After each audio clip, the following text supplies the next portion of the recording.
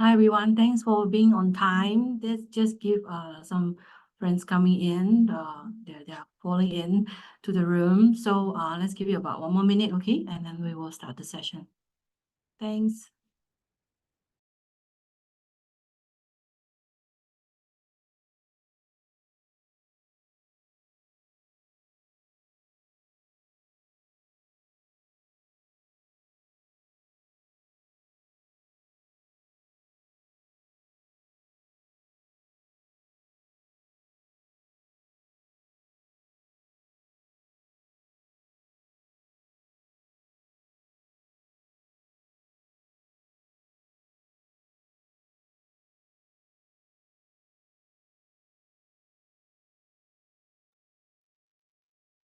Okay, good afternoon, everybody. Hi, my name is Shalene. I'm from the IBF Career Advisory team.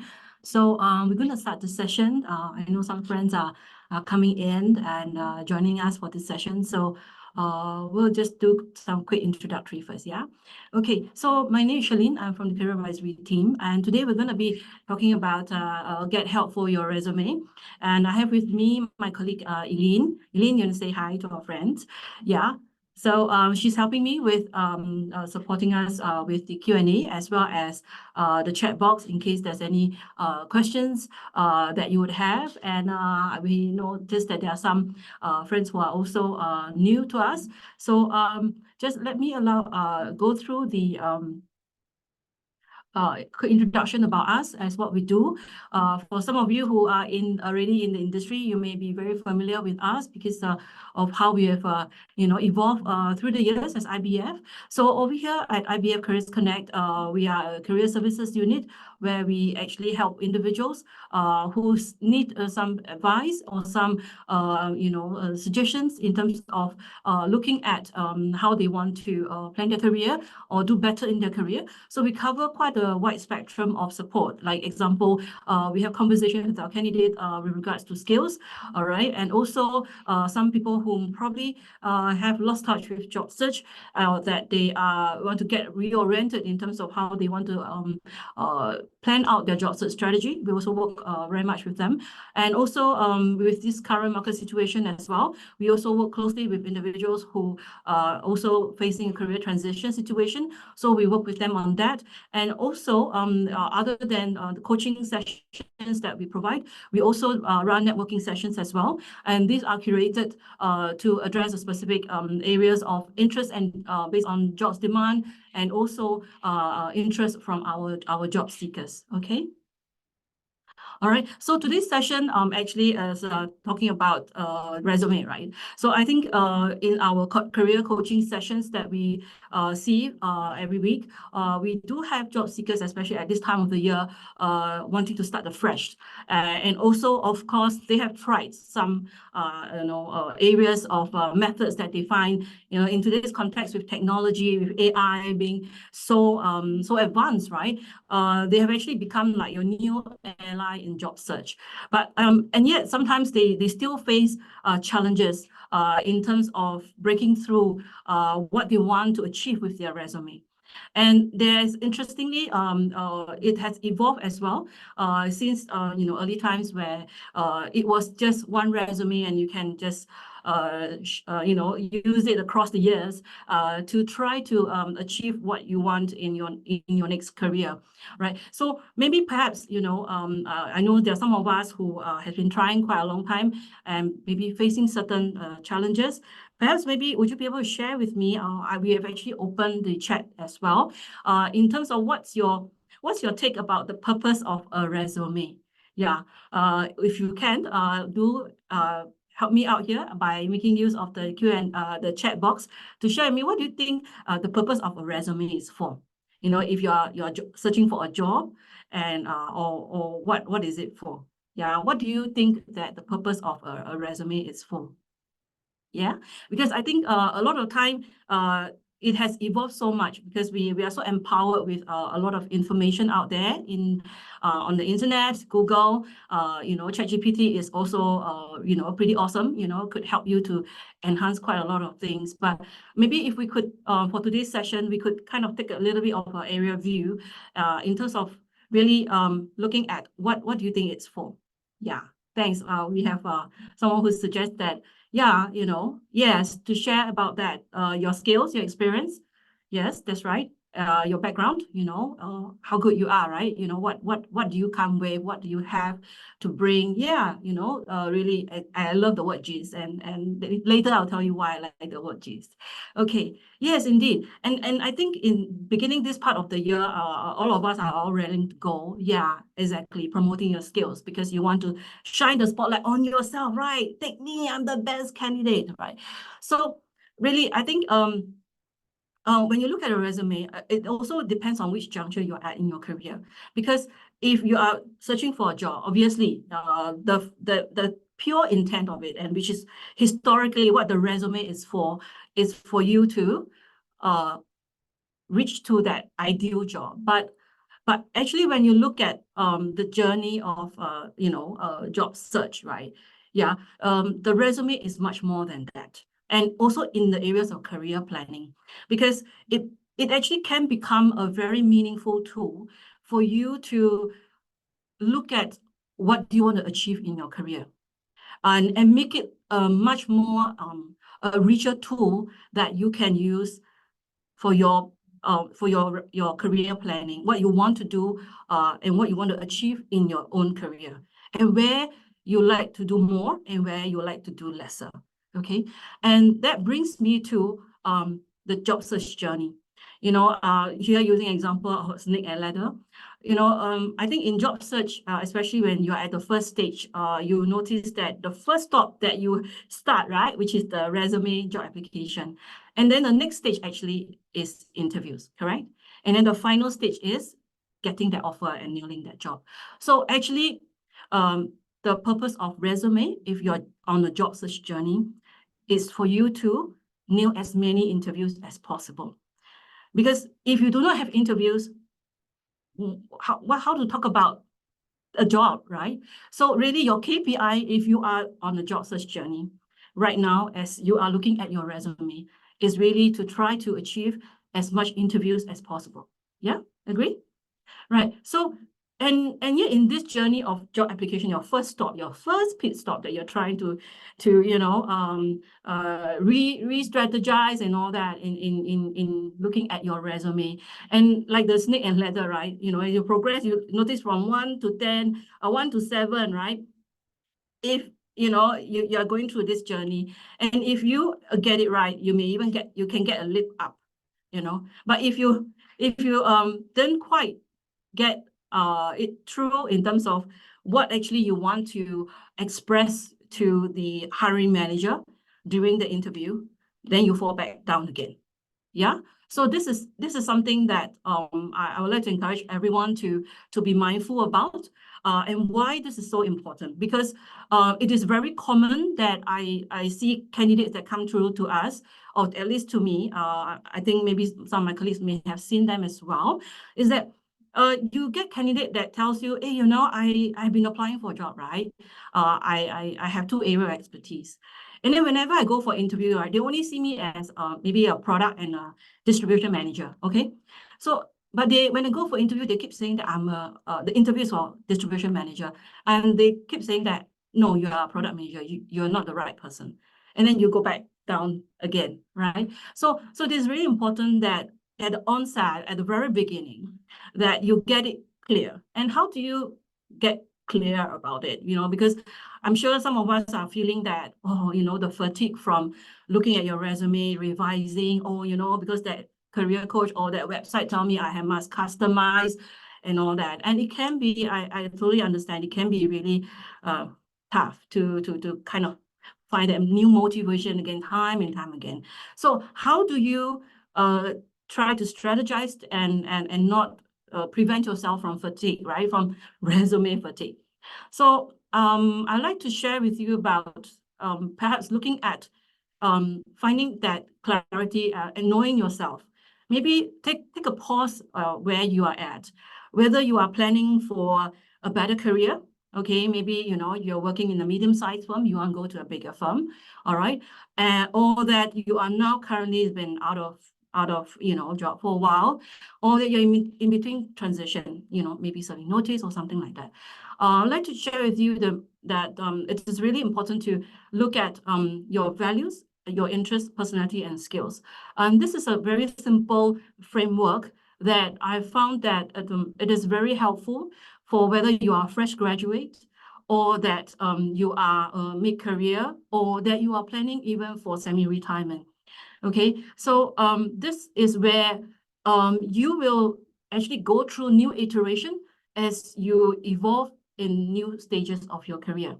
And the perfect career, that spot in the middle, actually will evolve as at each stage of your career. Yeah, so far so clear? Right, so if you do have any questions, do feel free to post it on the Q&A. All right, and also any comments that you know, that if you need me to explain a little bit more, feel free to put it on the chat as well. Okay, make good use of the chat and the Q&A.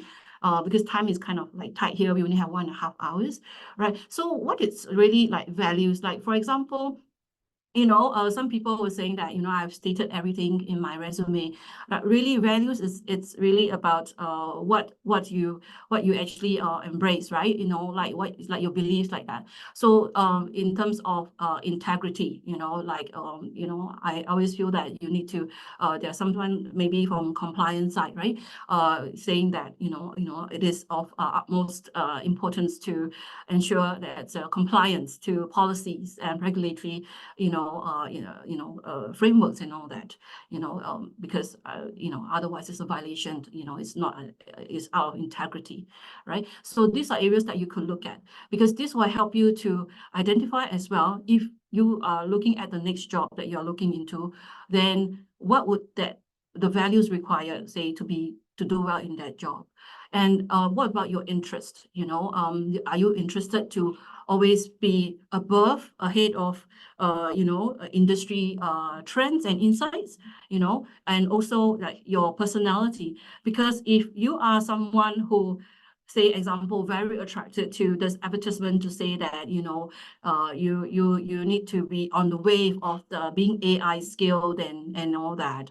And yet you have, you want to become a AI prompt engineer, right? But you are not from engineering related background, or even in a job function related, and that requires you to really get into that day in the life of being able to do such kind of job, right? Daily looking at creative, looking at logical thinking, as well as creativity in creating really impressive and useful prompts. So is that your personality? Do you like to do that, or you just like to follow framework processes and all that? So really, again, if you could take some time to look at this, it will be helpful.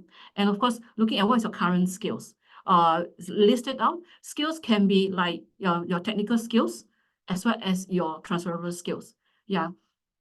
Yeah, how to show in the resume? I think that's a good question. We have interest there, and later on we will show you. But this is really important for you to clarify this and to consider using this, largely because when you get to your resume, then you will have more ammunitions, in a way, I'll call it, like your keywords to build up and be able to express yourself more clearly if you do get an interview. At least at this juncture right now, you are kind of clear and prepared ahead of, if you were to send out your resume and you get a screening call, you're able to use this as your playbook. All right, so use this VIPS to your benefit. This will help you in advance of how you want to prepare your resume. Okay, and next is really that I like to encourage everybody. Yeah, exactly. So and like back to good questions that we have here.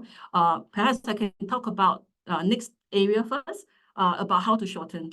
I think it is important, other than knowing ourselves, we also need to maybe take a glimpse into what is it like in the hiring manager's lens.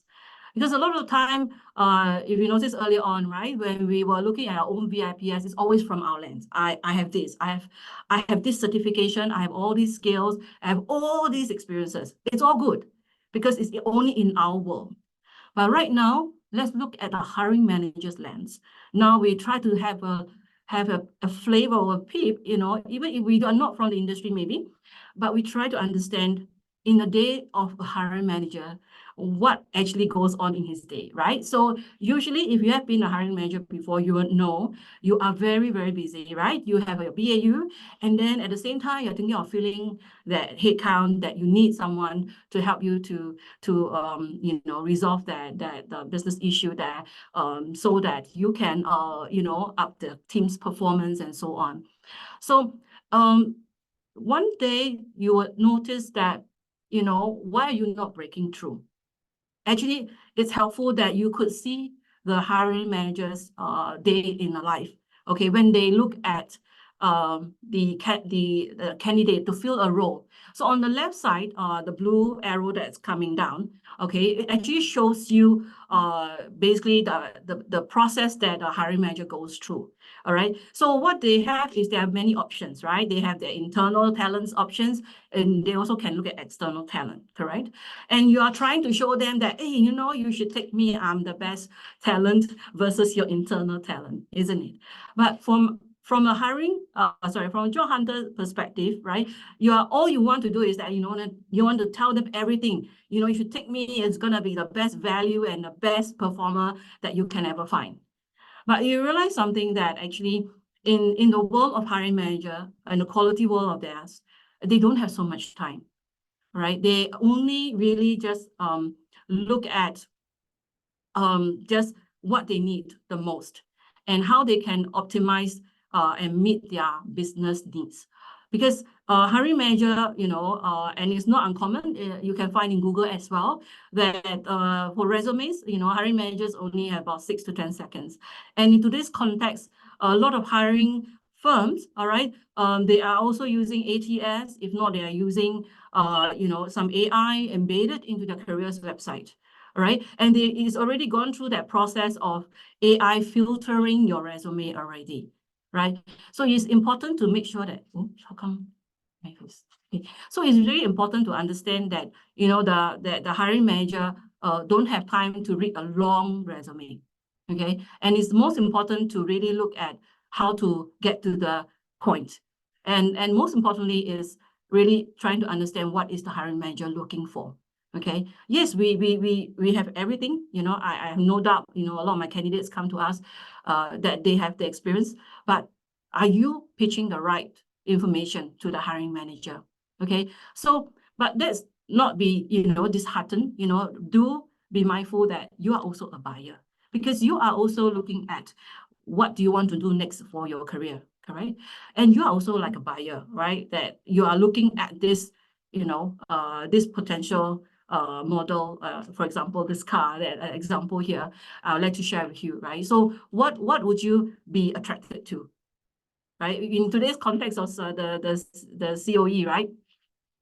Would the price 88,000 be very attractive to you, right? So, you know, if you can, you know, you will want to what?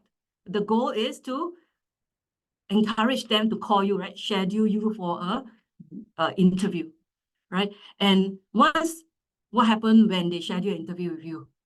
Then it's like you're going to the showroom, right? Remember the best salesperson you've ever met in the car showroom?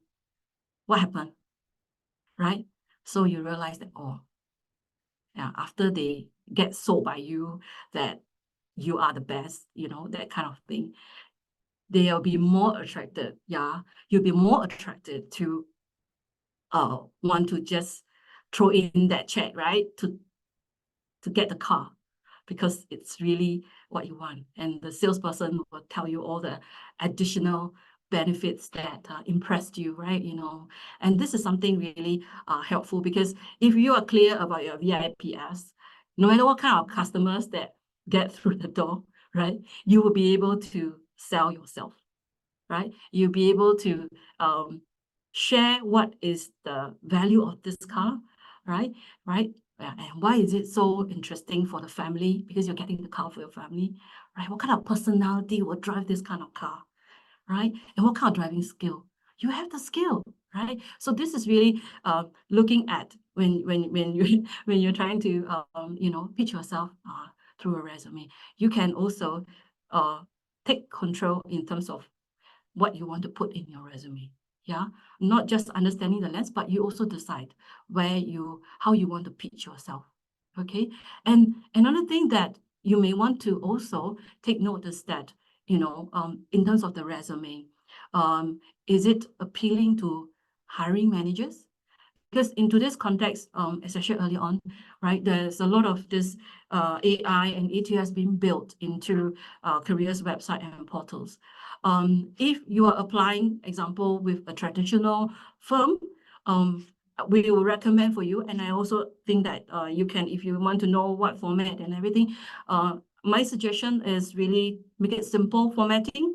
All right, unless it's a very fancy, like, I mean, of course, a different industry altogether, like the creative agencies or the arts industry, right, where they like a fancy portfolio of vibrant colors and impressive portfolio landing page that showcase all your projects. Like, I know there are quite a lot of programmers, software developers, they go use GitHub and all that, right? Yeah, I think it's great. But if the website you're not sure if they are using, yeah, oh, okay, that's good. Good to know. So it really depends on, who you're applying for. And if you do not know, how tacky the website, the job portal is going to be, my recommendation is that, try to keep your resume format as simple as possible, so that if you go through the ATS, you don't face a situation where, once it sends to the hiring manager, right? Thank you for sharing that. Yeah, we have someone who speaks very, very strongly for the creative and art industry. Thank you so much for sharing. And yes, so in terms of like a resume, example, maybe the one in the center, the skill space, if you notice there, the language scale. Okay, so the thing about the scale, using our skills is that, yes, maybe we are very, very experienced and we are, a professional in that area, maybe an English expert and all that, but because we do not know whether what's the hiring scale on the other side of the hiring manager, so it'll be good to actually refrain from using scale as best as you can. All right, keep it simple, have a quick short list of your skill set so that you can actually look at things objectively. Basically, simply looking at your resume as a summary of what is that summary of your career, as well as that the key skills that you have, and then what are the highlights and achievements that you could just keep it simple, not too wordy, and try to not to be too fancy, because unless this is a very a fintech firm where maybe they do not have this kind of software inbuilt into it. But again, because we do not know, so best is to keep your resume as simple as possible. Okay, right? Just have that summary, your professional skills, your experience, and maybe personal projects. I think especially if you are pivoting to a different function, you are exploring a career in tech and all that, but previously you were not in tech, then some of these, yeah. Okay, so some of these, what you actually look at in your resume is that you need to understand what the hiring manager is looking for, because personal projects, sometimes if the personal project is related to what you are applying for, I think it's great. Okay, so yeah, and I think we have a very good feedback that from our participant that the creative industries and art sector also require traditional resumes. It's not true. Creative industries are out of the box. At the end of the day, the boss is still running a business. Yes, it's true. So, which is why you do not know, right? How the firm actually set up their careers portal, or even the careers page. Some firms are very simple. I've seen asset management firm where it's just a generic hr@xxx.com.sg. That's all. So if it's going through a mailbox, then I think having your resume in color and PDF, I think not a big issue. Okay, right. So then how do you craft your value proposition? A lot of time we have candidate who comes to us where they have many years of experience. They are sharing everything about their job scope, or even their highlights, career highlights or project highlights. And I want to share with you this framework, which actually is more commonly used in the interview context, but I find that it actually has been also extended to resume writing as well, because it's very helpful, especially when you want to express that level of your proficiency in being able to express your technical proficiency. For example, a lot of the candidates that comes to us telling us about their career achievements in their resume, right? They actually write a very long story around it. All right, so the important thing is to keep it short and crisp. I think in other frameworks they call it like PAR or SWOT, which is commonly used in interview context. But in resume, you can also use that, and to help you to articulate that point that you want to try to express in terms of what's the focus of this special project that I want to share with you in my resume, to tell you that actually I can do it. I'm the best person for the job. So S stands for situation. All right, describe a situation from your previous job. So like the example I shared with you earlier on, like the product manager who was also in distribution, right? So, but then she wants to pivot into distribution again.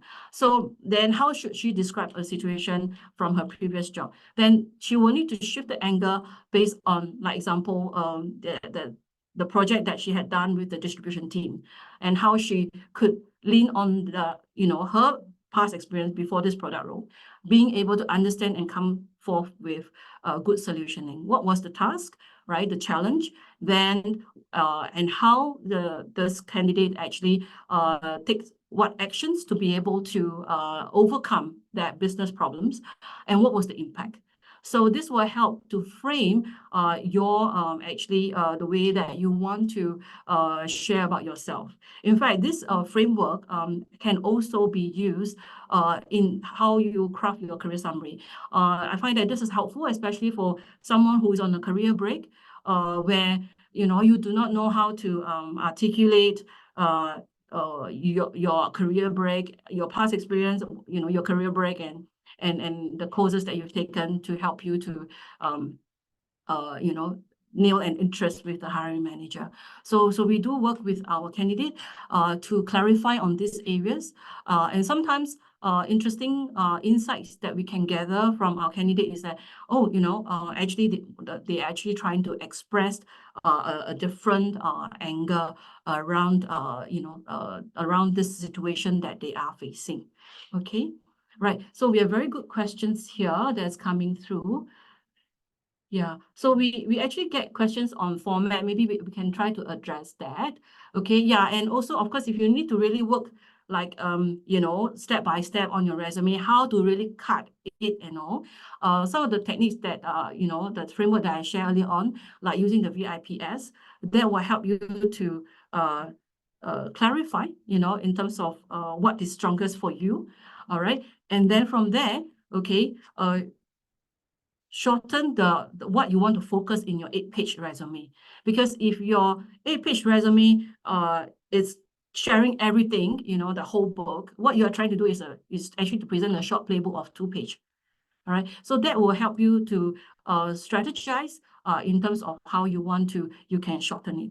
Then of course, to straight away cut to 2, maybe the concern that a lot of candidates would have is that they might cut too much things out from their resume. So which is why it's important that you need to understand the hiring manager's perspective, understand the job description, and always apply what you think is the most important to the hiring manager based on the JD, okay? Because that's the best document that you can see to help you to understand what you want to focus in your resume. Okay, because if you were to list out everything, you either lost a few things, where if your resume goes to the ATS, you don't have enough keywords, and that you lose the focus of actually what you are trying to pitch about yourself. It's also about your branding as well. What do you want to see, want the hiring manager to see yourself as? Yeah. Okay, and we're going to also want to share with you two common mistakes, okay, that that we come across, and feel free to ask questions as I share the question. And after that, we will also make time for you to actually ask us questions. So we have ample time for you to ask us questions in terms of the issues that you face with your resume. Okay. All right. So it's quite common actually that we have candidates coming to us that they have been applying for many roles. For example, maybe it's a finance manager or a compliance manager. Applying a lot. I have 10 years, 15 years experience. I have put in whatever I know for the next job that I want. Okay, but it is not enough. I'm getting maybe the interviews maybe, or I'm not getting at all. Okay, it basically is not getting the ideal interviews that the person wants. Okay, so this is actually anonymized profile. Okay, a compliance manager who actually has 10 years experience. When this candidate, he came to us obviously with audit and risk management background, he or she should be, able to actually get interview response. But because he wants to actually pivot into financial crime compliance, and that he can do the job. He has no problem telling you that I'm familiar with MES 626. I'm able to deal with customer risk and all that. But what he's not doing with this resume is that actually is not being able to express and understand what the hiring manager needs, because he has what is required for compliance professional in the industry, having that certification, okay, being able to show that, regulatory work kind of exposure.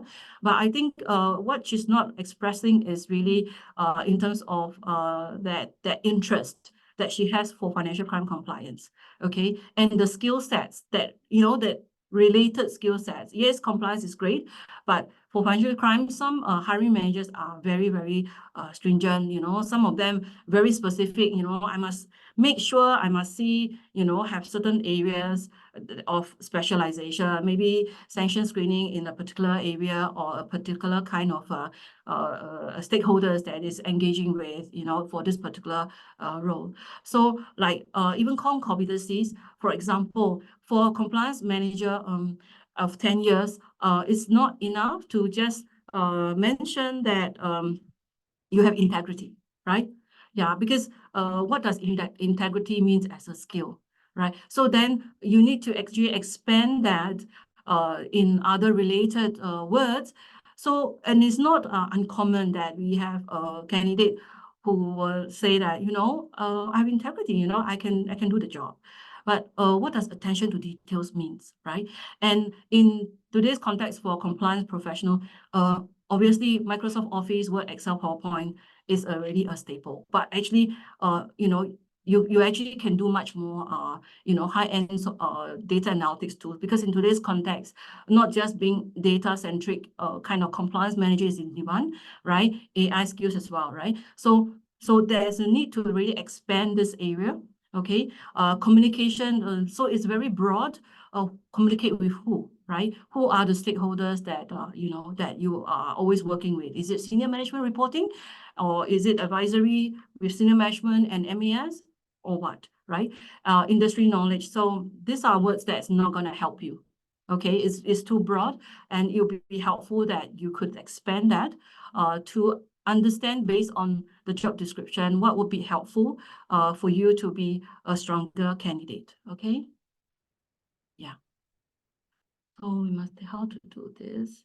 Yeah. Okay. So I'm going to share this, and then I will address the questions around how to tailor the resume. Okay. All right. So I want to encourage you to look at really the VIPS of, if you're not, maybe try to imagine also, okay, right, of a compliance professional, okay, in terms of qualities that the person comes with being a compliance professional. Okay, so at the very top of your resume actually is the gist of your story.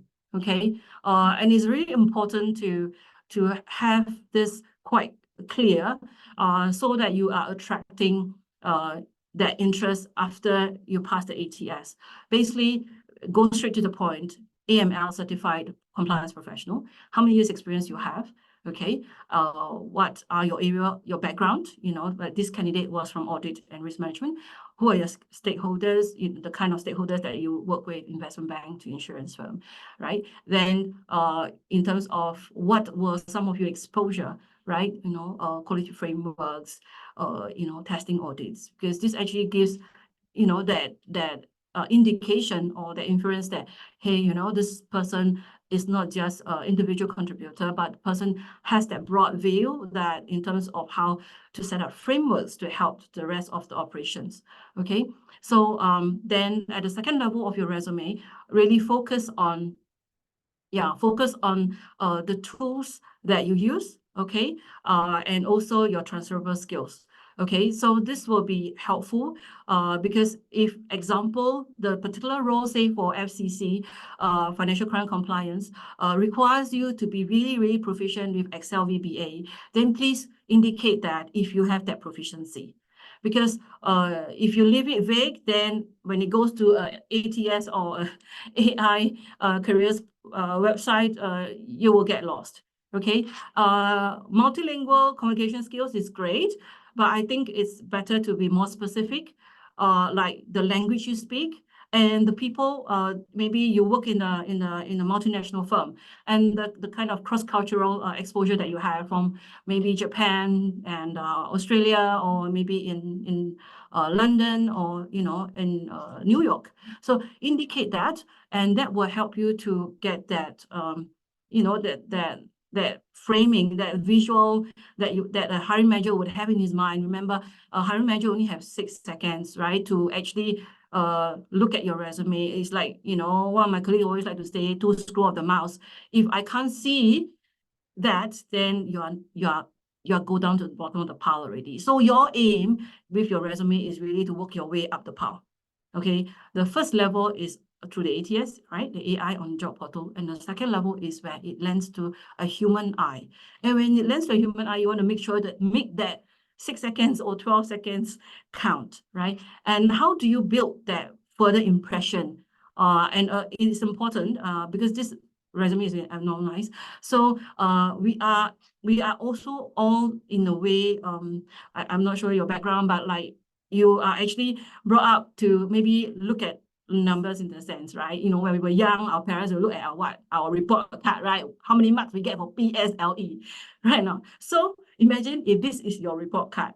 So what would you say to the hiring manager, right? You will want to put in certain measurement matrix in your achievements. And this is very helpful when you apply the STAR framework, because that will help cut off the facts, in your resume, get straight to the point.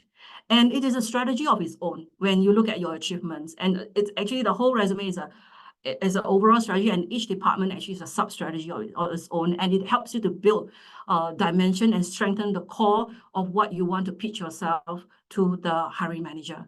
So the achievement itself is also need some thought through in terms of what impression that you want to make to the hiring manager when it lands a human eye.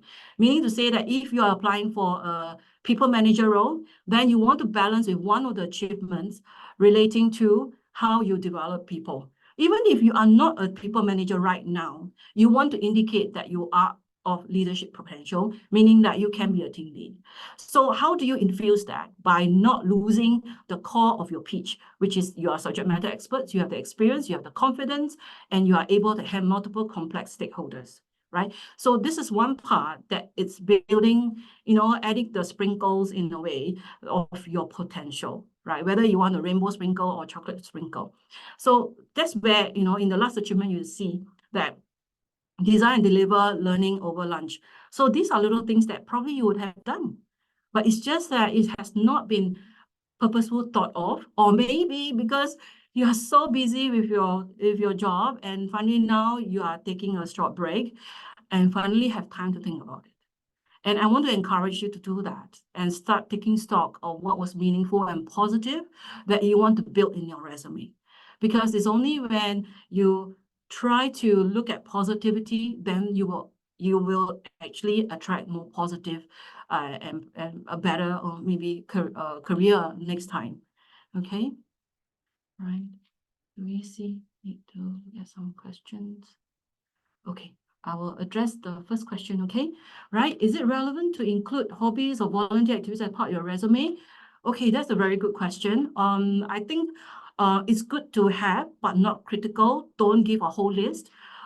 For people who are early careerists, like a fresh graduate, actually, you know, what's most attractive is number one, your degree. If you have a Ivy League degree, hey, don't wait. Just put it at the very first top part of your resume. After your career aspiration statement, put your degree, where is it from, which Ivy League university, okay? But if you are, say, and you can list your hobbies or your volunteers and be selective, because you do not want to be seen as also just open the book and just people take your pick, and see what you like. Be purposeful. How do you do that? Right. So there's probably maybe a theme around. Maybe you can think about it in terms of the kind of firm that you've been applying for. What kind of CSR activity actually they advocate? And is your volunteer activities aligned with them? And if it is, all great. If it's broadly related or loosely related, it's okay. But don't put everything. Okay. And it's interesting that people put hobbies. Like I remember one of my candidates was a yoga competition champion. Yeah, and he aspired to be a data analyst. Yeah, so I suggested to him that you could show about that your personality around it, and how around competition, how you actually overcome all odds and became a yoga competition champion, right? So be purposeful and mindful, because it represents how they will read you if they do select you for an interview. They want to see whether what they read from the resume, is it the same? Do I get the same impression of you? Okay. Yeah, thank you. How do I answer this? Okay, then hold on. Let me see the next one. Yeah, what if it is a career for office management compliance after completing training, which means there's no how to sell oneself? Yeah. So the next example I'm going to have, I will give you a glimpse and then I'll answer this question. Okay. All right. So please keep your question coming, okay? Because in the interest of time, I actually choose these two examples just to capture broadly the kind of profile that comes to us. And of course, there are many sub profiles that we see. So keep your question coming so that I can help you out during the session. Okay, and it's very common that we see in people who are coming to us, right, taking courses and very enthusiastic and honing that skill, whether you're a cybersecurity expert or you are software engineer, or even trying to pivot into compliance, right? But you're not breaking through for an interview. Okay, and maybe even, you've gone through some traineeship, you have some like little ammunitions that you have put in, but you're not getting an interview.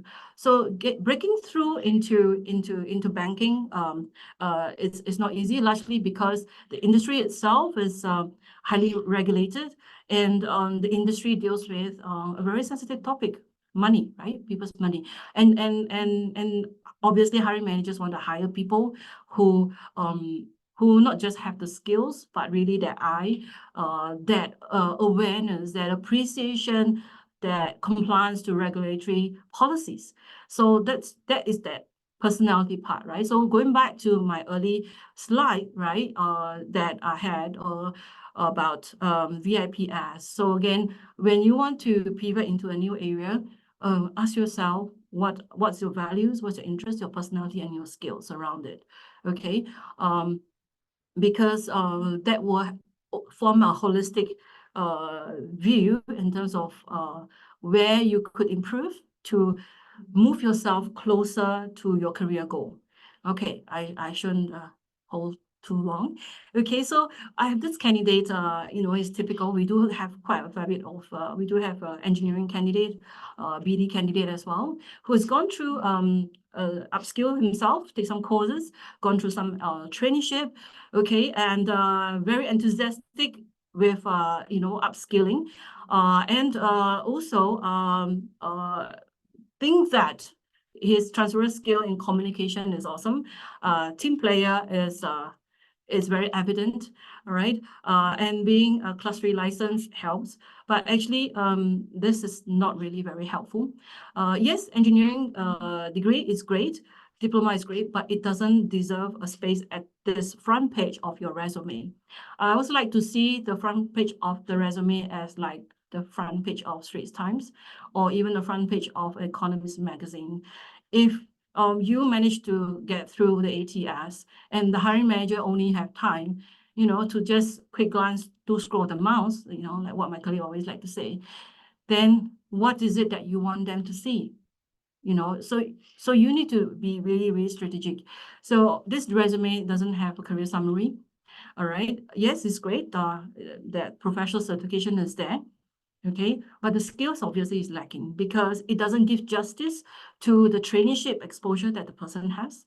It doesn't give justice to the skills and competencies perhaps you have picked up from the courses that you have taken.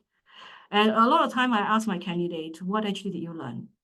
And I always come back with the resume that doesn't actually indicate the skills keywords that should be there if you have to have proficiency.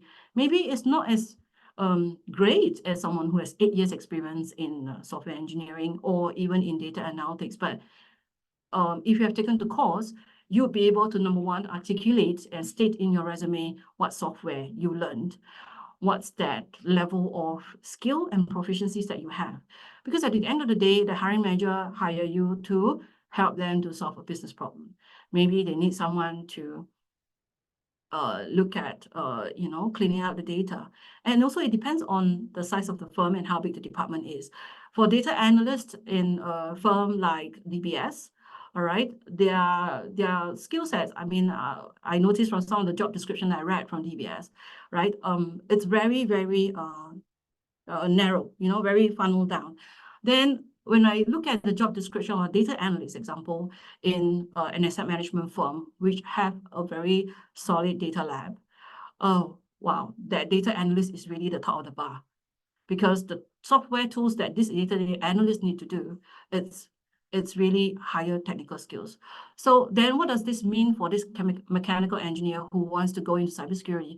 So the person really need to capture in terms of even that internship or traineeship exposure that he or she has with the firm. What actually did you do? Oh, I always get BAU stuff.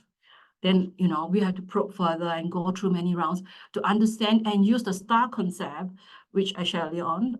I hope you can adopt that as well, because that will help you to understand actually as a trainee, like, imagine that you are starting at ground zero again. How would I present myself and pitch about that awesome experience I had in the traineeship?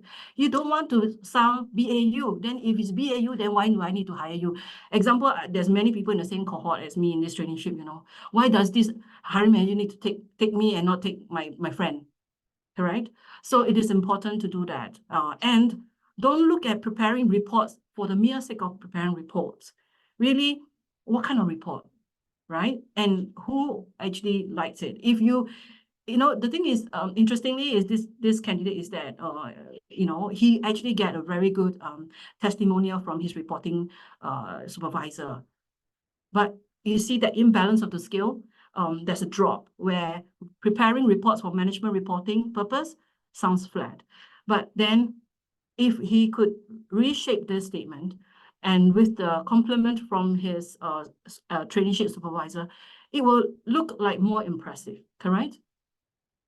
Okay, so after a few rounds, I must say, because we also go through, discussions to clarify what actually was his values around it and his interest in cybersecurity. Because cybersecurity is a very broad topic. The experts, or even if you refer to the skills framework for information technology, there's a cybersecurity track.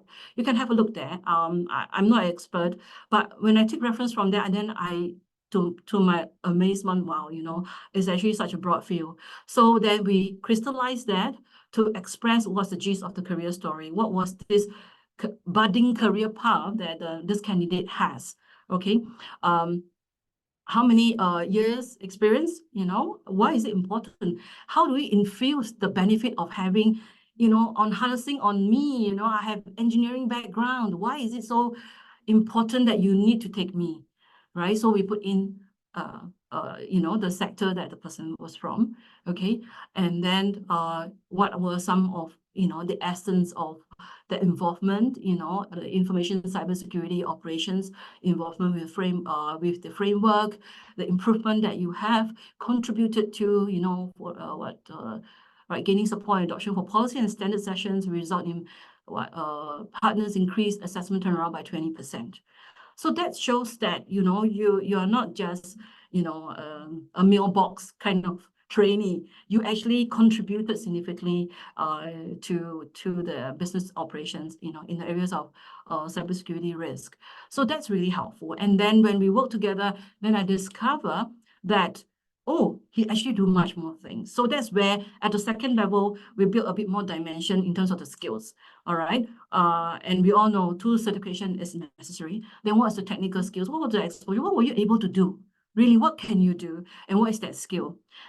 Because that helps the hiring manager to know very quickly what you can do. And then if, of course, you can expand it a little bit, then you can show your proficiency. But it's okay, especially if you have also an achievement section in your resume under your, you can put it, some people like to have a section on its own. Some people feel that, hey, it's easier to frame around it if I packed it together with the firm I was with, which is fine as well. But most importantly is really to build that additional dimension, okay, of your proficiency, why you are a strong candidate. And it really tightens the core of why you are a strong candidate. And when you are clear with that, you'll be more certain and clearer when you get a surprise call or an interview screening call. That would help you to be able to kind of center, pause, and to be able to identify the 3 markers, example, that you want to share with HR over the phone. Yeah? Okay, I think we have some comments here. Let me just take a look. Right. Okay. Let me just look at some of the questions here. Right, so we have...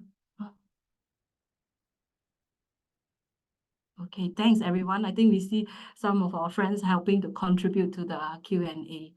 Okay, so how do we do the skill section such that it reflects what we learn from our experiences and our projects? So yeah, so like this example that I shared.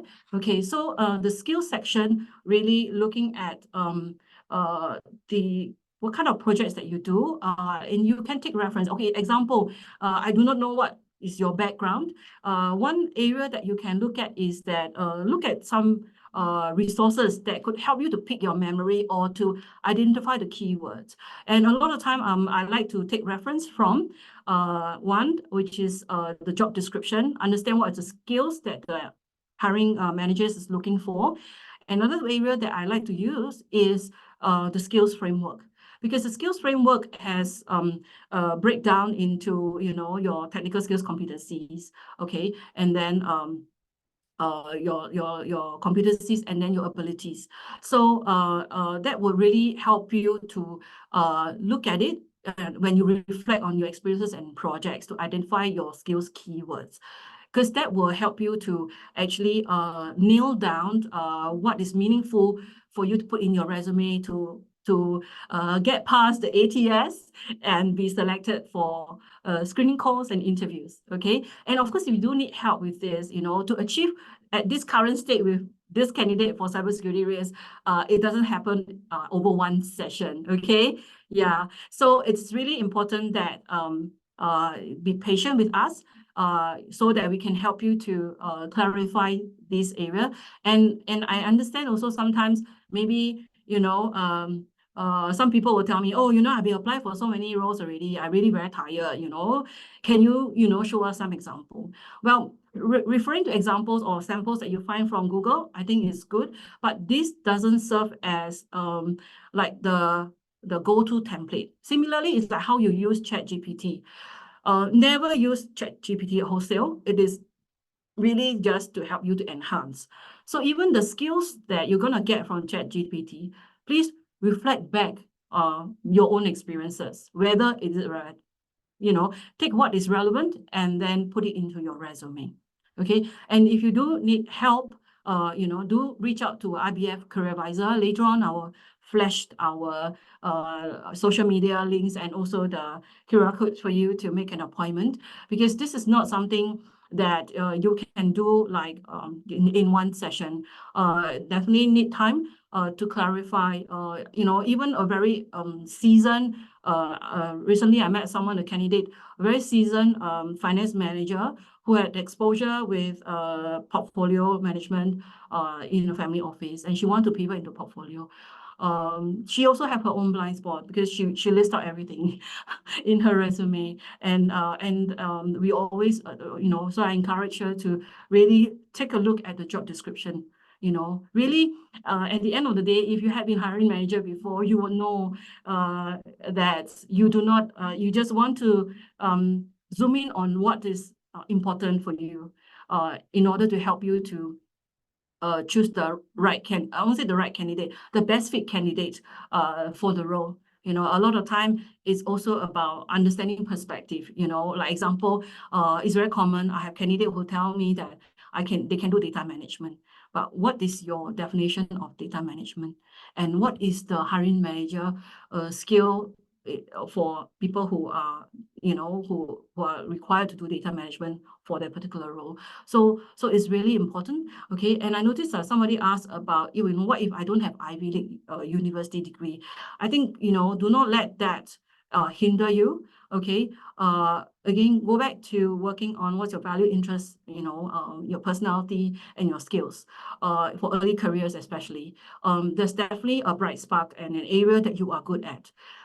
Certification coming from Ivy League university is great, but I think there are much more that firms are looking for. And even in hiring firms, the selection process is not just screening about resumes. If you have been Googling, you'll know that some firms will put you through, you know, like culture fit tests, profiling tests to assess if you have the right personality traits for it. For example, you know, we were at one time seeing quite a fair bit of individuals who want to aspire to go into wealth management. Okay, and that they want to, you know, want to go for it because there's been announced that this is the most attractive growth area. But a lot of time, they forgot something when they don't get the job offer, that actually other than certifications, there's the personality. And there's also that traits that the hiring manager is going for. And in hiring firms, they will use profiling tests like this to test whether that you have that, you know, maybe they will test you for integrity, culture fit, and so on. So it is important at the very beginning before you start, you know, after this webinar, maybe you are very eager, you want to go and shape, you know, your resume very quickly. It's good to take a pause to really look at your VIPS, all right, your value, interest, your personality, and your skills. Really have a clear look in terms of who you are, you know, really look at yourself clearly, because I can tell you one thing is that another area is especially for individuals who has been in a firm for like 10, 20 years, their resume looks like a company brochure. Okay, and then how do you bring that additional dimension, right? Like the gist of your story, glimpse of your skills, your competencies, and who you are as a person. Because in today's context, if AI gets more and more advanced and infused into jobs and transform the way of work, then what makes you better than ChatGPT? So today's session is really to encourage you to really humanize your resume, okay? And looking at what are the ways that you can help yourself to stand out. Because everybody, all of us are a unique individual. Like even for us as a career advisors here, everybody is unique. Everybody has our strength. So we come together to, put together programs and events that could be a meaningful session for you guys. So similarly, when your boss if your future boss hire you, what would they be hiring you for? Okay, and because it's important that we have candidates, right, that has many years experience, very, very experienced RM. Okay, everything also, know what to do, has done everything full spectrum, and then wanting to look at pivoting to, because maybe I want to take a break, right? How could I actually pivot to something that is a bit more step down, and looking at still harnessing my RM skills, because I'm very good at dealing with private banking clients. Okay, so then we explored looking at what were some of the skill sets. So which is why it's good to take inventory of the skill sets, understand the values that you have, and why you're interested to be a business manager, no longer wanting to be a relationship manager in private banking. So really, when we go through that journey, it makes the crafting of the resume much clearer. And also, if you meet the right hiring managers who are open, because I have candidate before who was from FX trading and wanting to go into business manager, facing a lot of bottlenecks initially, because the pitch was, the hiring manager looked at her thinking that, no, you're not a business manager material, because the hiring manager also happened to be also from RM background. So it really depends, okay, who is the hiring manager as well, the openness the hiring manager have. So while we cannot control what the hiring manager preference is, but what we can do is that we can take stock of our own value, interest, personality, and our skill sets, and what we are doing to build that likability and also a match that we have for that role that you want to target. Okay, so so that, for example, this anonymized profile that I have, the candidate actually does get interviews. All right, it's just that it's going through an exploration stage, because the feedback then that the candidate gets is really, oh, you don't have the in-depth skills. Okay, we don't have the bandwidth for someone with a junior experience like this. So then we went on to explore maybe contract roles to get a leg in. Okay, that has much more traction. So really, it's about what are your priorities? What would you want to actually willing to consider? Okay, all right. So we have one more question here. Okay, we're working from home found on by employers. If it's should that be included in the resume or be left out and only discussed later? Well, I think for now with the resume, focus on what you can control, which is what you put in the resume first. A lot of time, one tip you can consider is look out for more inclusive hiring firms. Where can you find that? Okay, I'll give you a clue. All right, look out for firms that is on the TAFED website. Okay, they have a list of employers who are advocates of inclusive hiring, fair employment practices. That could be a good starter. I'm not saying they will all take you, okay, but it is helpful to consider that. Okay, because that will depend, because I know that there are certain firms already back full stream. Everybody come back to office to work because the bosses wants to see that interaction and engagement, with the staff to address any misunderstanding and stuff like that. Okay. Yeah. So yeah. So I think we've addressed some of the questions. Any further questions that you guys would have with regards to the concept or even the examples that I share? Would you want to also share, your challenges or your problems that you have? Yeah, maybe I can add on. Someone actually asked about what should the resume for management role focus on. Okay, so maybe I can share about a recent candidate that I came across recently from asset management. So she's an awesome candidate. Client management. Head of client management. All right, and recently took a career break, and she wants to continue, pursuing related roles. And yet at the same time, she wants to consider maybe, maybe I just get a step down role, take it easy kind of thing.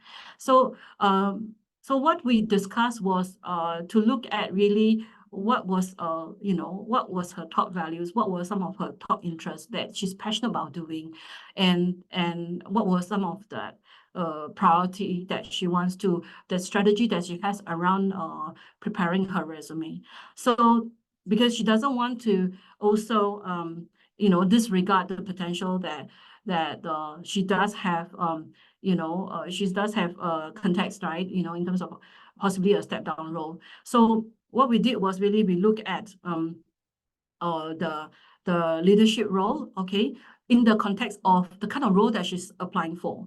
Okay, the thing is, because when you talk about leadership role, in a lot of asset management firm, this is my observation. Okay, maybe the asset management expert out there would maybe know more. Okay, so this is my humble sharing. Okay, so it's very much about having the technical knowledge, multiple asset classes. Okay, that's a must have. Being able to handle different clients of different nationality. Okay, different kind of portfolio size, and that solutioning around it, and also the ability to handle challenges of leadership.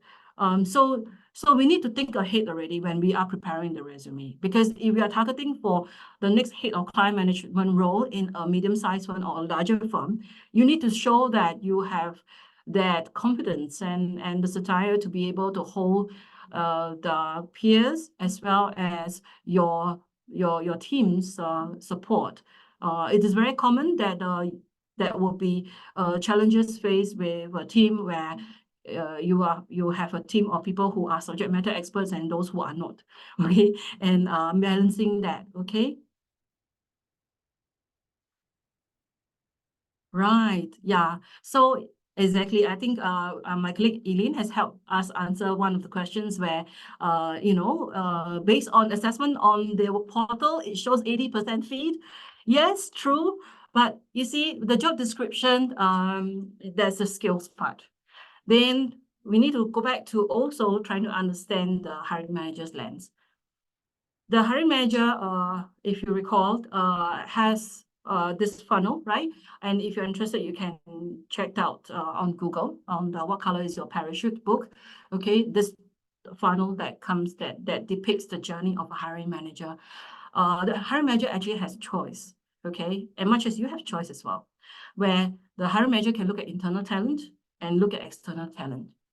And there are many things that's happening on the background where the hiring manager could be looking at budgets, could be looking at the business situation, how urgent they need that person, okay, and whether they have time. Some hiring managers say, oh, I just need to fill this role within this quarter. Oh, then that's fine, but most of the time the hiring manager really fighting fire. Okay, not every role is really taking time. Okay, but anyway, so yeah, so if you were to be applying for such role, I think you look at really where is the gap, and also the frequency of this role. Is it the first time that it's been posted, or that they've been posting a few times? Has there been any change to the job description? What is different this time? So then you may want to tweak that. Another tip is that I think other than Career Switcher portal, go check out the firm's careers website. That is the closest to the horse's mouth. That is, where basically as a firm, they have built in an internal, software to track the journey of candidates who apply with them, right? and so that they can look at what they have in the poll and be able to quickly shortlist somebody. So it's really important to do that. Okay, so what the hiring managers needs, there may be a lapse, because Careers Future portal, the JD, it's a reference point. Okay, and things may evolve, and it's not uncommon. Okay, example, I've had senior marketing manager who was maybe at first hired to cover ESG campaigns. Okay, but then things evolve because of some optimization and transformation process. Then it was restructured, and she was asked to focus on another area some 6 months or 1 year later. So, but because she's a very, very experienced senior marketing manager, used to head a marketing department in an insurance firm. So for her, she's very pliable. So she can flow with how the marketing department evolve. Okay, so this is really something that for your info. Okay, just to share with you. Right, so are there any questions that I need to address here?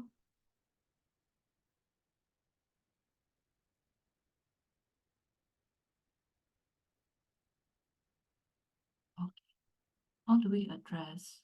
Okay, so I noticed that most of the questions being answered. Any other questions that's not answered? Let me see. Okay. Give me a second. I'll share that with you guys. Is it common that interview occurred without headcount being approved? Okay, well, you see, guys, about headcount not being approved and all that. Well, I guess in today's context, with so many of news about employment situations popping up on our social media, right? Hiring managers are having a tough time. Okay, especially for some of the very, very big firm. Imagine that where it used to be structured where you have a local team, you have a regional team, and a global team, and things has just changed. Certain layers are no longer there, and hiring managers still need to manage their operations requests, correct? So while it's and as much as can, the hiring manager can, they would like to have the headcount, but because things are changing so fast, so I think it's good to still be prepared and understand where, yeah, exactly. It's common that it could take time, and it's good to be prepared with your resume that it has all the right, pitch that you want to express about yourself, so that the hiring manager can put you in their shortlist folder, so that if once their headcount is approved, they can quickly call you up for an interview. Okay. Right. So if you're working overseas and looking to come back to Singapore, so I guess I'm not sure whether you're from the industry, but I think one good reference is, I think a lot of our candidates like to go to LinkedIn, eFinancial Careers. Okay, and of course my Careers Future portal, and also lastly is, if you know of or you know of any reputable banks that you want to apply with, please do go apply it with their careers website. Largely is, do not leave any stone unturned, but also don't pepper spray everywhere. Be mindful where you deposit your resume. I think with all this malware and all that, you do not want to have your private information being disclosed to somewhere out there in Safari. Okay, and important thing, I like to just highlight to you guys, I still notice a lot of people like to put in their referral contact in their resume. So in this PDPA era, please do not put it inside your resume. Okay, it is really important that we keep our private contact confidential, so that you also do not want your ex-boss, your ex-peer to get a surprise call from somewhere. Okay, you want them to speak well of you, so do not put it in. Okay, do I still need to list them or quietly, like 20 years? Okay, so it really depends on the role. If you are applying for same role, actually your career history would tell itself. I would suggest to focus on really key areas that you could look at what's your expertise, okay, and what are the value that you could bring to the firm, what new success you could bring to them. So that could be helpful in essence for you to pitch yourself. So at best for actually senior management, I would suggest a one-page resume, but I know it's very difficult. So 2 page is good, okay? One page usually, I always feel that it's helpful when you go for an interview, where if you are worried that you'll forget everything when you go for interview, a one-page resume helps, okay? Yeah, and especially I think if you are a technical expert, for example, you have always been a compliance person, you have always been a risk management person, actually crafting one page is actually not a very big issue, okay? Yeah, but it takes time. I can understand that it's not easy, okay, but it takes time. Largely because as long as when we clarify and tighten the core of who we are professionally and what we want to pitch about ourselves, the success that we can bring, it makes it easier. Basically, don't lose heart. You will get better. Okay, wait, one page is good enough. Well, this is of course recommended, but I know some people feel that there's not enough keywords to show the depth of your technical proficiency. So again, I think take reference from what is required in the job description. Always go back to the key things that I share, which is the hiring manager lens. What's required in the job description, and based on your professional experience, what are the broad parameters that this JD could swing out or in? Okay, because there's just a lot of restructuring going on. All right, what is your best understanding of, and how do you want to pitch your suitability for this role, or for a marketing career with this financial institution, and what do you think they need the most? So it could be from that angle as well. But of course, I think if example, because of what's happening right now, the volatility of the employment market right now, certain roles may be very low in volume. Then don't be so hard on yourself. It's really not about you. It's because there's just not so many roles. So then you will need to consider alternative options while you are, looking out for the ideal role that you want in marketing, in comms, in in IT for that matter. Because IT is very broad, right? And some people find that it seems like post-COVID don't need so many business continuity program manager anymore. It seems like it, I don't know. Then the vacancies are not as much. So really, yeah. So if you could help me, I hope the sharing and the examples I gave it's helpful for you guys. We're gonna run the poll right now. Eileen, could you help me to run the poll, please? Yeah, and please let us know if this approach is how I have go through with you guys today is helpful, because we do not want it to be a 101 about how to do a resume, because you can get all the answers that you want on Google. You can get all the answers you want on ChatGPT. But what we want to bring to you really is some quick insights, some key principles that you could adopt and claim it your own. And you will find that you feel better and better in looking at your resume. So, and this is your career and an opportunity for you to look at where's the next stop that you want. So I believe some of us may be planning where's the next stop that you want to go. Maybe I want to be a compliance manager in a medium-sized firm, or a bigger firm like JP Morgan kind of thing. Then what should you do in your resume? So my suggestion is that create that space in your resume, a little bit like vision board, right? Yes. And put in what are the critical skills that you have, and what are the skills you think you could build on. And that will give you a sense of direction for you to pave your way through it. And it's great that in resume today, we are humanizing it. We are showing the personality around it. It shows your motivation, how you overcome challenges, because At the end of the day, career growth is not just about popping champagne. It's about how you overcome challenges, rolling over or jumping over many rings of fire, and showing that you get the results that you want and it benefited the firm, because it is your growth. And this, if there's anything that I think you could take away from today's session, it's really about really being proud of your growth, being proud about what you have achieved so far, and really, really acknowledge yourself for how you've come so far. I have candidates who have this new awareness about themselves. So, and if you really would like to have a conversation, with us, with your resume, in any directions, really, whether you are a career pivoter, whether you are back to work, whether you are looking at semi-retirement, what should you do, right? Over our end, we do have really a lot of rich learnings that we have also from our mentors as our young coaches as well, that share with us their own learning journey about semi-retirement as well. Because semi-retirement is not about only planning for it when maybe you receive a package, or that, oh, I'm going to retire already, then I think about it.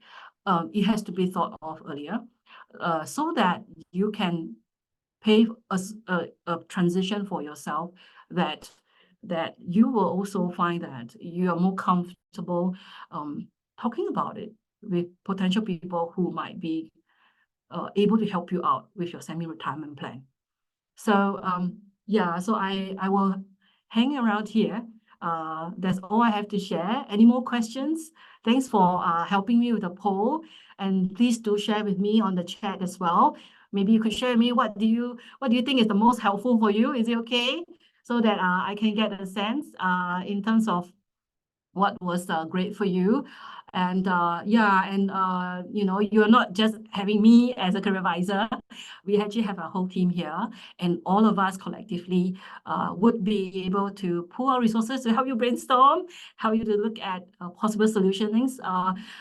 Sorry, we can't guarantee you a job, but I think we will be very happy to brainstorm with you to look at maybe how to look at interviews, how to pick it, how to package it or pitch it correctly, because we want you to already be prepared now while you're at the resume preparation stage for interview. You do not want to prepare for interview only when you come to interview. I mean, yes, yeah, in the old days we can do that, okay, guys, but not now. Okay, not now. Yeah, because there are some people who probably check you out on LinkedIn, right? And can you copy and paste your resume on your LinkedIn? I wouldn't recommend, because it's a social or a professional social media platform. So please do be mindful. Yeah, so yeah, definitely. I think this year, about how you look at your career. And I think, Richard Embos really also has evolved from ancient days when he first came out with What Color is Your Parachute book until now. You notice that he encompasses themes around career success. So it's really an era of empowerment, of transformation, and how you are transforming yourself. And you could write a new version of your resume as you move along your career. So, okay, I've got some question here. Okay, what is where people think you're unique? Sorry, I don't quite understand. What is the age where people think you need a successor? Well, I think in terms of successor planning, I think it differs from firm to firm, okay? And also the business functions, okay? So there's no fixed age group kind of thing, okay? Because the thing is, like example, we used to think that relationship manager is all the young driven one, right? Fresh from graduate school, and or even in the 30s or early 40s, But I'm surprised recently I heard that relationship manager 60 years old got hired. Okay, of course this relationship manager has experience, okay, and he got hired or she got hired. Okay, so your question in regards to succession planning, it really depends on the hiring manager. Okay, like example, like the earlier example I shared with you, right, about FX trading candidate I have who pivot to business manager. So really, you need to look at, who is the hiring manager and how they look at it. So yeah, I also addressed the questions from one of the participants about what's my experience in employers regarding hiring older workers. So really, it's about, it's really about the hiring manager, the take about it. There's definitely value in the institutional and the technical knowledge that you bring. I think that is the most important, that you could stand out from the crowd. And I think if there's a secret ingredient to it, I think it's the ability to communicate humility. Because sometimes when we have too much experience, sometimes we forget ourselves about knowing it all. And really it's being able to express that humility. And that's where how you do that actually is through how you expressed your views through your achievements about partnerships. Because if you're able to craft it where you look at partnership as equal partnerships, then that your values and your traits will be displayed there. And if those who are sharp, they'll be able to pick that up. Yeah, great. Thank you. Yeah, so the next question is what to include in the cover letter. Okay, so if you like to include a cover letter, basically it's an introductory page. It's slightly longer than that summary you see on top of your resume. And you could include your, aspirations in terms of why you are a strong fit for the candidate. Or one thing that you need to avoid doing in a cover letter is try not to use too much bombastic language. Try to go straight to what do you think the kind of technical traits that would be really, really important for this role and would be an asset to the hiring manager. Always go back to the hiring manager's lens. And if you do that, you will not fall too far from what you need to tighten in your resume. Yeah? Yeah, and is cover letter really needed? Yes and no. My suggestion is that the thing is we do not know which firm provides, certain website, career website, they provide you with the option to upload a cover letter.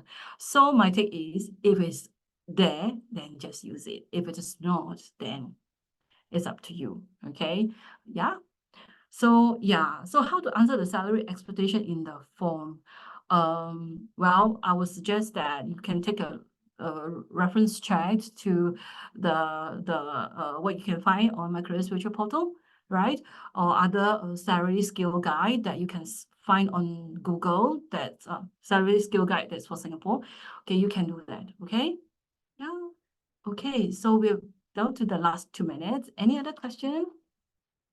Yeah, happy to answer them. Yeah, thank you, everyone. Yeah, I really hope this is helpful. And I just also want to get a sense also, right? Do you guys think that the VIPS is something that you think that would be helpful for you? Because I work with my candidate on that, and it helps them to actually gain more confidence in themselves. So if you could, I want to encourage you to use that. Yeah, and that and the STAR concept as well. You will find that actually this is such a versatile tool. You can even use it with your kids or even with your spouse. Okay, that's another day's conversation if your coaching appointments is rotated to me. Okay. But we work on your resume first. So really, it's a very fun tool to use. Take it lightly. Take away the downy part of I must do this, must do this.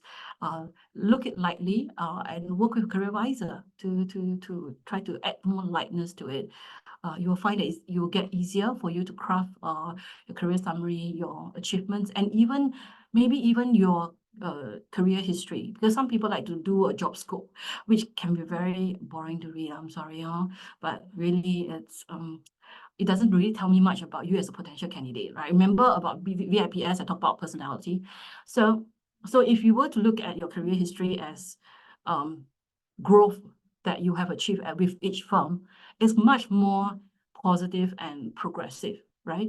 And you like to see that this person is clear in terms of where the person wants to grow, and also that track record. Oh, the person is have 5 years or 10 years with this firm, that kind of thing. This person is not a hopper, and it's very clear, and I can see that. Yeah. So okay, next I have a question. So if there are two candidates with almost same experience, only the salary is different, we'll take the one closer to less. So, well, I think, yeah, I mean, this is a situation where I think we can't really control, because like the earlier question, one of our participants, right, share about hiring manager, the headcount approval is not out yet. So also it really depends on budgeting as well. So hiring managers are running on a tight ship. So that's also one of the challenges as well. But I think, you know, keep an open mind to it, that, you know, there are certain the certain value that you would bring, and an experience that you could bring to the table. And most importantly is the hiring manager will decide for themselves what's their most critical problem that they are facing, and why do they need to hire someone to come in. Because is it an issue? Yeah, it is an issue, you know, if they're hiring this person just to solve a very, you know, a very voluminous, but, you know, a very narrow operation issue, then maybe, you know, the budget, you know, they were willing to, you know, shorten, because they just need people to clear the volume. Or maybe, you know, this role is for someone to really come in and set certain system architecture, for example, then that is something that the hiring manager will decide whether they want to pay a higher salary to get someone really solid, right? So really, it's the decision rests with the hiring manager. Okay. Want to hear when you see yourself. Okay, because today's session is on resume, but my colleague, okay, is gonna run one on interviews in a couple of weeks or so. So if you're interested, please do, you know, check out our IBF events page. We have a lot of resource, and if you want to kind of revisit in terms of example resume format, I think IBF social media team, we're a very strong team there. They actually have a good quick short resource to give a quick tip about template, and also about how ChatGPT could help you with the resume. So you need to quick tuition on that, you can do that, you know, instead of navigating around Google for how to use ChatGPT. Okay. Yeah, just right. Exactly. Yeah. So what would you say? Yeah. Thanks for all the questions. Or in the interest of time, I can't really do more. So yeah, and if you would like to, please do. I'm just gonna show you this. This is our IBF Careers Connect QR code. Please do scan it. All right. And if you are also on social media, okay, we also have these channels, all right, on Telegram, IBF website, email. We also have a YouTube channel. My colleague's agent's career checklist is already up on YouTube. Please do check that out.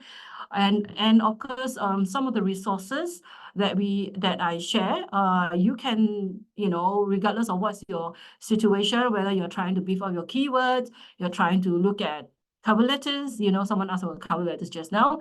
All right, ChatGPT, resume writing, examples, even, you know, sometimes, oh, I'm very stuck, you know, I cannot think of anything for my values, interest, and personality. Okay, maybe you can do a personality test first. And then with that results, take a screenshot of that, and can reach out to us for a conversation. Okay, so you can take screenshots of this. Okay, so I've come to the end. Thank you, everybody. And please help me to express thanks to my very efficient IBF Career Advisory team, who helped me with a lot of questions while I'm talking away. It's been great. We get very good questions for you guys. And thank you to be part of this co-creation webinar. And we look forward to you joining us for the next session. Yeah. Okay. Thank you, everyone.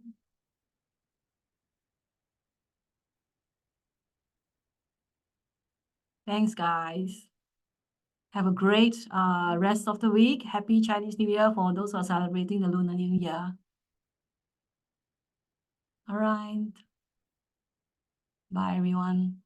Take care. Stay safe.